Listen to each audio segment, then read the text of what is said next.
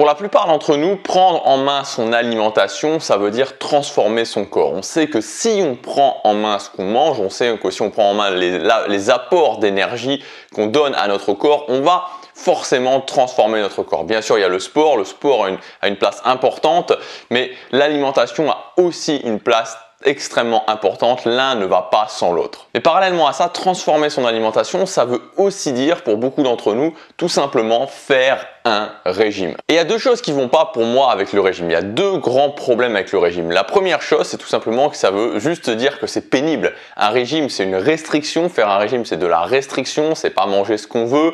C'est devoir se priver, manger moins que ce qu'on a envie de manger. Donc il y a vraiment cette image de restriction. Et dès qu'on se dit, ok, je vais faire un régime, bah, ça veut dire un petit peu la pénitence. Ça veut dire, ok, passer un moment plus ou moins long qui va pas être agréable du tout. On a envie que ça se termine le plus rapidement possible. Quand on commence un régime, ce qu'on veut, c'est arriver le plus vite possible au poids qu'on s'est fixé pour enfin en terminer avec ce régime, pour enfin sortir de cette période de restriction. Et le deuxième problème majeur qu'il y a avec le régime, c'est juste que régime égale échec. C'est quasiment la même chose.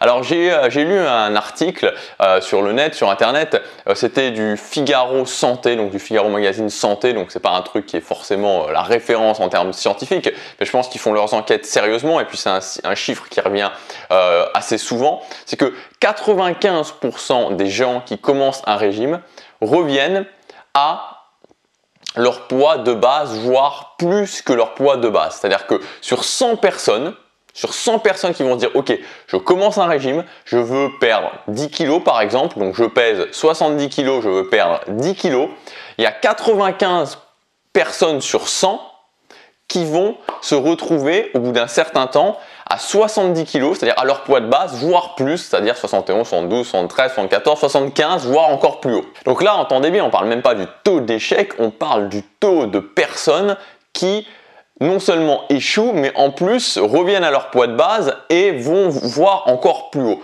95 personnes sur 100, c'est absolument gigantesque. Et c'est ça le deuxième problème du régime, c'est que c'est une méthode qui est peu sûre, mais c'est plus que peu sûre, c'est-à-dire que c'est une méthode qui, telle qu'elle est pensée, telle qu'on la réalise généralement dans notre société, ça ne fonctionne pas, C'est-à-dire que se dire, je vais faire un régime pour arriver à mon poids, pour arriver au poids que je veux, c'est partir sur le principe de l'exception. On a parlé de ce principe il y a quelques vidéos, le principe de l'exception ou le syndrome loto. C'est se dire, ok, pour devenir riche, je vais jouer au loto. Pour devenir riche, je vais jouer au loto. Alors qu'on sait très bien qu'il y a une personne sur, je sais pas, 15 millions qui gagne à chaque fois une chance sur 15 millions. Pourtant, énormément de gens continuent à se dire, ok, mon meilleur plan pour devenir riche, c'est de jouer au loto ou à l'euro million ou autre chaque semaine. Et c'est la même chose pour le régime. On sait que ça ne fonctionne pas. Il y a 95% des gens qui commencent, qui reviennent à leur poids de base, voire encore plus. Pourtant, on se dit que c'est notre meilleur plan pour réussir à maigrir et on est prêt à investir dans la nouvelle méthode de régime farfelu, la crème, les pilules qui sont censées, cette fois-ci, ça va être la bonne, arriver au résultat qu'on veut. Ce qu'il faut faire pour moi, c'est juste à un moment donné se dire, je vais juste faire preuve de logique, je vais juste faire preuve, même pas de logique en fait, c'est même pas une question de logique, c'est juste une question de bon sens.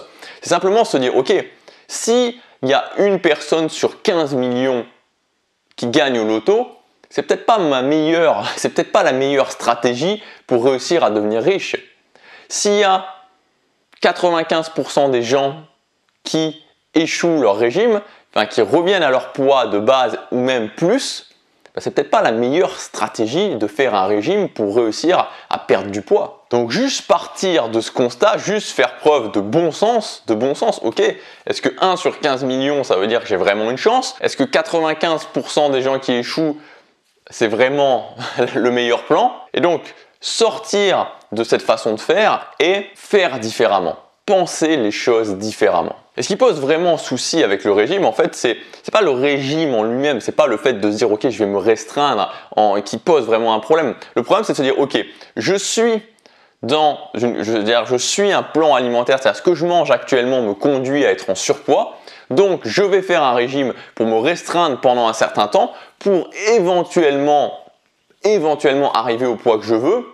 Et ensuite, une fois que je serai au poids que je veux, je vais reprendre comme avant en fait. C'est ça qui se passe. C'est que, ok, je suis à un moment où je n'arrive pas à contrôler mon poids, je fais une période de restriction et après cette période de restriction, je recommence comme avant. Et donc ça ne peut pas fonctionner. C'est comme si vous dites, ok, je suis à découvert, j'ai 2000 € de découvert, mon rythme de vie fait que j'ai 2000 € de découvert à la banque, donc je me dis que pendant 6 mois, je vais faire attention à ce que je dépense, je vais combler mon découvert pendant ces 6 mois et je vais même réussir à économiser 2000 €. Donc à la fin des 6 mois, j'ai comblé mon découvert et j'ai 2000 € en positif sur mon compte. Et puis après, je recommence à faire comme avant. Très rapidement, je vais gaspiller tout l'argent que j'ai économisé, je vais me retrouver de nouveau à découvert. C'est exactement la même chose, c'est-à-dire que les mêmes effets produiront les mêmes conséquences, que ce soit avant ou après le régime. Donc l'idée, c'est pas d'arriver avec un régime, une période de restriction pendant un certain temps qui va éventuellement, dans 5% des cas, vous faire réussir en plus, mais c'est de se dire, ok, je vais me concentrer sur ce qui est important, c'est-à-dire sur mon alimentation en général, sur mon plan alimentaire en général, sur ce que je mange en général. Et plutôt que d'essayer de faire une petite période de restriction et de revenir comme avant, je vais modifier petit à petit ce que je mange, je vais mettre en place des bonnes choses, mettre en place de petits changements dans mon plan alimentaire, dans la façon dont je m'alimente, sans faire de régime, et que ces changements, je vais les insérer un à la fois pour que ça devienne quelque chose de durable et que pour que mon plan alimentaire, ce que je fais tous les jours, soit quelque chose qui, lui, me conduise à arriver au poids que je veux.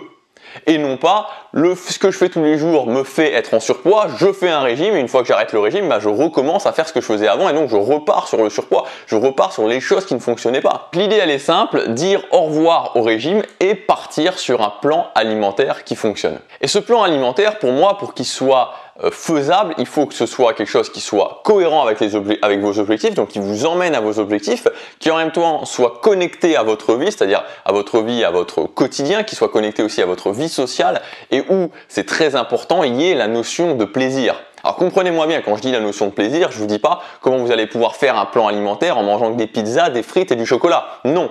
Mais il faut quand même qu'il y ait cette notion de plaisir qui soit intégrée. Parce que vu que c'est un plan alimentaire, vu que c'est votre plan alimentaire qui va vous suivre tout le temps, si il n'y a pas de notion de plaisir, vous n'allez pas tenir, c'est pas possible. On ne peut pas manger des brocolis cuits à l'eau comme ça ad vitam aeternam. Non, faut qu'on ait forcément du plaisir à suivre ce plan alimentaire. Alors oui, il va y avoir une notion de plaisir du fait qu'on va voir son corps se transformer, qu'on arrive à nos objectifs, mais il faut aussi pouvoir que au niveau alimentaire, on ait notre satisfaction, on soit content de manger ce qu'on mange. Donc je vais vous donner en plusieurs étapes un plan qui va vous permettre justement de modifier votre alimentation au quotidien. Premièrement, augmenter le nombre de repas que vous faites par jour. Je vous conseille de manger 5 fois par jour. Alors, certains vont me dire 5 fois par jour, c'est énorme. En fait, pour la plupart d'entre vous, vous mangez très certainement déjà 4 fois par jour. Le petit déjeuner, le repas de midi, le déjeuner, la collation de 4 heures, le goûter, et le soir, le dîner. Donc la plupart d'entre vous ont 4 repas par jour. Alors le goûter,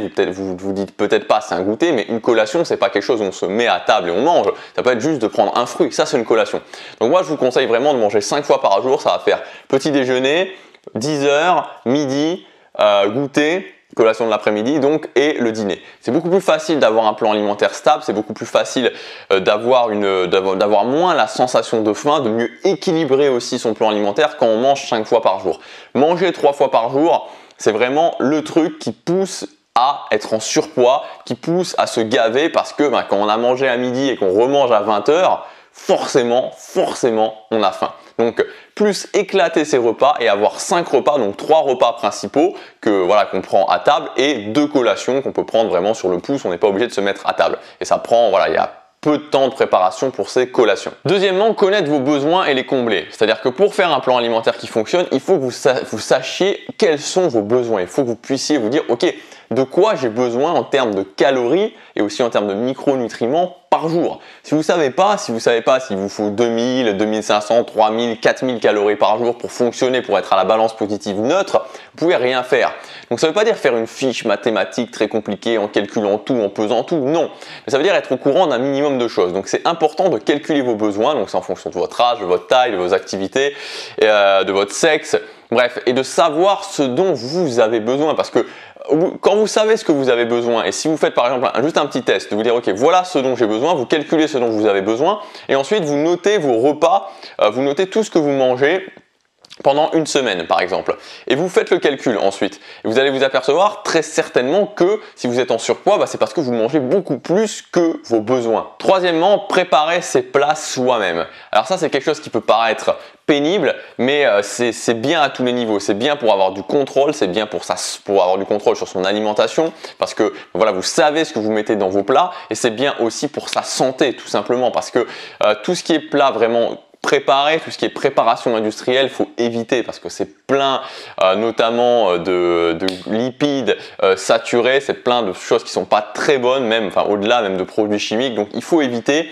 Il vaut mieux se préparer soi-même ses plats, partir d'aliments bruts et préparer soi-même ses plats. Quatrième point, qui est un petit peu lié avec le troisième, et ça c'est souvent quelque chose dont je me suis aperçu, c'est qu'il faut avoir une bonne organisation. Parce que ce qui est assez marrant, c'est que très souvent, ce qui pose problème aux gens pour justement mettre en place un nouveau plan alimentaire, c'est pas tant de changer un peu leur alimentation, c'est pas tant de manger différemment, c'est surtout l'organisation, surtout de se dire ok, comment je m'organise pour cuisiner, qu'est-ce que je dois manger, comment je fais pour que ce soit varié, comment je fais pour faire ma liste de courses, donc comment je fais vraiment pour changer l'organisation et pour que cette organisation me permette de fonctionner et ne me prenne pas non plus trop de temps. Donc il faut pouvoir mettre en place une organisation efficace, que vous puissiez à la fois cuisiner vos plats, mais que ce soit pas prise de tête, que ça vous demande pas 1 heure tous les soirs de préparation pour préparer votre repas du soir, pour préparer votre repas du lendemain midi, parce que sinon vous n'allez pas vous en sortir.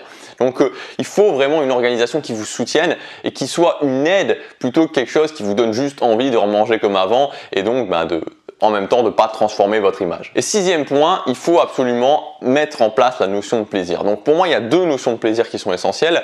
Première notion de plaisir, c'est de faire au moins un repas d'écart par semaine.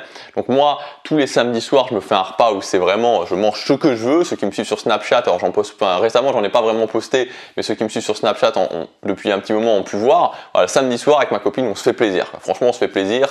Je mange ce que je veux dans les quantités que je veux. Voilà. Donc c'est vraiment le repas d'écart. Et toute la semaine, dans mon plan alimentaire, j'ai des notions de plaisir tous les jours. Donc chaque jour, vous devez avoir cette notion de plaisir, d'avoir ces plats, que de ce que vous cuisinez, ça vous fasse plaisir, quoi. Ça vous fait plaisir de le manger et c'est agréable. Donc, et c'est tout à fait possible. On a cette impression que si je veux manger et que ce soit bon pour mon image, que ce soit bon pour ma santé, que ça me permette de me transformer physiquement, il faut que ce soit mauvais. C'est vrai, peut-être que moi c'était ancré dans ma tête, peut-être que vous c'est ancré dans votre tête. Bon égale mauvais pour le goût, mauvais pour, ça ne m'apporte pas de plaisir. Alors c'est faux, c'est faux. Il y a tout à fait moyen à la fois que ça aille vers le sens de vos objectifs, donc la transformation de votre image, de votre santé aussi, et en même temps qu'il y ait cette notion de plaisir.